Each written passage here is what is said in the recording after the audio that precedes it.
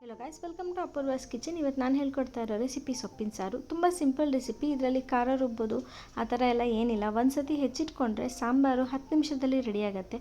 ತುಂಬ simple recipe. ಇದು ಹೇಗೆ ಮಾಡೋದು ಅಂತ ಹೇಳಿಬಿಟ್ಟು ನೋಡೋಣ. ನಾನಿಲ್ಲಿ ದಂಟಿನ ಸೊಪ್ಪು ಮತ್ತು ಕೆಂಪರಿವೆ ಸೊಪ್ಪು ಎರಡನ್ನೂ ತೊಗೊಂಡು ಸಣ್ಣದಾಗಿ ಕಟ್ ಮಾಡಿದ್ದೀನಿ. ಎರಡನ್ನೂ ಒಂದೊಂದು ಕಟ್ ತೊಗೊಂಡಿದ್ದೀನಿ ನಾನು. ಇದ್ರ ಜೊತೆ ನೀವು ಸ್ವಲ್ಪ ಪಾಲಕ್ ಸೊಪ್ಪು ಮತ್ತು ಸ್ವಲ್ಪ ಸಬ್ಬಾಸಿಗೆ ಸೊಪ್ಪು ಕೂಡ ಹಾಕ್ಕೋಬೋದು. ಜಾಸ್ತಿ ಸೊಪ್ಪು ಹಾಕೋದಷ್ಟು ಟೇಸ್ಟ್ ಚೆನ್ನಾಗಿರುತ್ತೆ. ನಾನು ಕುಕ್ಕರ್ ಪ್ಯಾನ್ಗೆ ಒಂದು ಸಣ್ಣ ಲೋಟದಲ್ಲಿ 1 ಲೋಟದಷ್ಟು ಬೇಳೆ ಹಾಕ್ಕೊಂಡಿದ್ದೀನಿ, ತೊಳೆದಿಟ್ಕೊಂಡಿದ್ದೀನಿ. ಅದಕ್ಕೆ ನಾವು ಹೆಚ್ಚಿ ತೊಳೆದಿಟ್ಕೊಂಡಿರೋಂಥ ಸೊಪ್ಪನ್ನು ಹಾಕ್ಕೊಳ್ಳೋಣ. ನೆಕ್ಸ್ಟ್ ಇದಕ್ಕೆ ನಾನು 8 ಇಳ್ಕಷ್ಟು ಬೆಳ್ಳುಳ್ಳಿ ಹಾಕ್ಕೊಂಡಿದ್ದೀನಿ. ಒಂದು ದೊಡ್ಡ ಈರುಳ್ಳಿನ ಉದ್ದುದ್ದ ಕಟ್ ಮಾಡಿ ತೊಗೊಂಡಿದ್ದೀನಿ. ಟೊಮ್ಯಾಟೊ ನಾನಿಲ್ಲಿ ದೊಡ್ಡದು 2 ತೊಗೊಂಡಿದ್ದೀನಿ, ಸಣ್ಣದಾದರೆ 3 ತೊಗೊಳ್ಳಿ. ಈ ಸಾರಿಗೆ ಟೊಮ್ಯಾಟೊ ಜಾಸ್ತಿ ಹಾಕ್ಕೊಂಡ್ರೆ ಟೇಸ್ಟ್ ತುಂಬ ಚೆನ್ನಾಗಿರುತ್ತೆ. ಮತ್ತು ಉಪ್ಪು ರುಚಿಗೆ ನೋಡಿಬಿಟ್ಟು 2 ಸ್ಪೂನಷ್ಟು ಎಣ್ಣೆ ಹಾಕ್ಕೊಂಡಿದ್ದೀನಿ. ನಾನು ಒಂದು 1/4 ಸ್ಪೂನಷ್ಟು ಅರಿಶಿಣದ ಪುಡಿ ತೊಗೊಂಡಿದ್ದೀನಿ. ನೆಕ್ಸ್ಟ್ ನಾನು 2 ಸ್ಪೂನಷ್ಟು ಖಾರದ ಪುಡಿ ತೊಗೊಂಡಿದ್ದೀನಿ. ಖಾರದ ಪುಡಿ ಬೇಡ ಅಂತ ಅಂದರೆ ನೀವು ಹಸಿರು ಮೆಣಸಿನ್ಕಾಯಿ ಕೂಡ ಹೆಚ್ಚಿಬಿಟ್ಟು ಹಾಕ್ಕೋಬೋದು. 3/4 ಸ್ಪೂನಷ್ಟು ಕೊತ್ತಂಬರಿ ಪುಡಿ ತೊಗೊಂಡಿದ್ದೀನಿ. ನಾನು 1 ಸ್ಪೂನಷ್ಟು ನಾನು ಸಾಂಬಾರು ಪುಡಿ ತೊಗೊಂಡಿದ್ದೀನಿ. ಇಲ್ಲಿ ನಾನು ಮೊಳಕೆ ಬಂದಿರೋಂಥ ಹುರುಳಿಕಾಳನ್ನ ಹಾಕ್ಕೋತಾ ಇದ್ದೀನಿ. ಮೊಳಕೆ ಬಂದಿರೋ ಕಡಲೆಕಾಳು, ಹೆಸರು ಕಾಳು ಅಥವಾ ಹಾಗೆ ನೆನೆಸಿರೋಂಥ ಕಡಲೆಕಾಳು, ಹೆಸರು ಕಾಳು ಕೂಡ ನೀವು ಹಾಕ್ಕೋಬೋದು.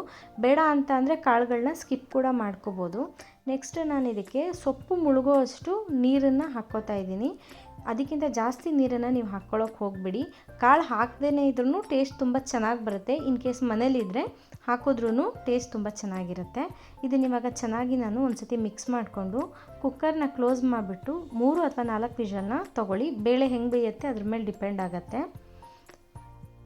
ಇವಾಗ ನಾನು ಕುಕ್ಕರ್ ವಿಷಲ್ ಆರೋ ಅಷ್ಟೊತ್ತಿಗೆ 4 ಸ್ಪೂನಷ್ಟು ಎಣ್ಣೆ ಹಾಕ್ಕೊಂಡು 2 ಸ್ಪೂನಷ್ಟು ತುಪ್ಪ ಹಾಕ್ಕೋತಾ ಇದ್ದೀನಿ. ತುಪ್ಪ ಹಾಕ್ಕೊಂಡ್ರೆ ಟೇಸ್ಟ್ ತುಂಬ ಚೆನ್ನಾಗಿ ಬರುತ್ತೆ. ಇದಕ್ಕೆ ಇವಾಗ ಅರ್ಧ ಸ್ಪೂನಷ್ಟು ಸಾಸಿವೆ, 3/4 ಸ್ಪೂನಷ್ಟು ಜೀರಿಗೆ, ಅದು 2 ಸಿಡಿದ ಮೇಲೆ ಒಂದು 5ರಿಂದ 6 ಚಿಟಿಕೆಯಷ್ಟು ಹಿಂಗೆ ಹಾಕ್ಕೊಂಡಿದ್ದೀನಿ. ಕರಿಬೇವಿನ ಸೊಪ್ಪನ್ನು ಸ್ವಲ್ಪ ತೊಗೊಂಡಿದ್ದೀನಿ. 1 ಈರುಳ್ಳಿನ ದಪ್ಪವಾಗಿ ಕಟ್ ಮಾಡಿಕೊಂಡು ಇದರೊಳಗಡೆ ಹಾಕ್ಕೊಂಡಿದ್ದೀನಿ. ಈರುಳ್ಳಿ ಸ್ವಲ್ಪ ಬ್ರೌನ್ ಆಗೋ ತನಕ ಎಣ್ಣೆಯಲ್ಲಿ ಫ್ರೈ ಮಾಡ್ಕೊಳ್ಳಿ. ಒಗ್ಗರಣೆಗೆ ಈರುಳ್ಳಿ ಹಾಕ್ತಾ ಇದ್ರೂ ನಡೆಯುತ್ತೆ.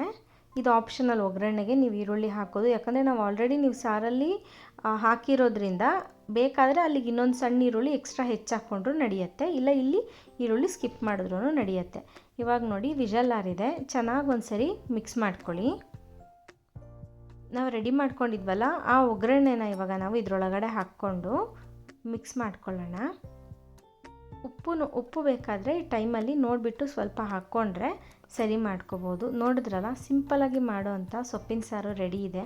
ಇದನ್ನು ನೀವು ಬಿಸಿ ಬಿಸಿಯಾಗಿ ಮುದ್ದೆ ಜೊತೆ, ಅನ್ನದ ಜೊತೆ ಸರ್ವ್ ಮಾಡ್ಬೋದು. ತುಂಬ ಟೇಸ್ಟಿಯಾಗಿರುತ್ತೆ. ಇವತ್ತು ನಾನು ಮಾಡಿದ ರೆಸಿಪಿ ನಿಮಗೆಲ್ಲ ಇಷ್ಟ ಆಗಿದೆ ಅಂತ ಅಂದ್ಕೊಂಡಿದ್ದೀನಿ.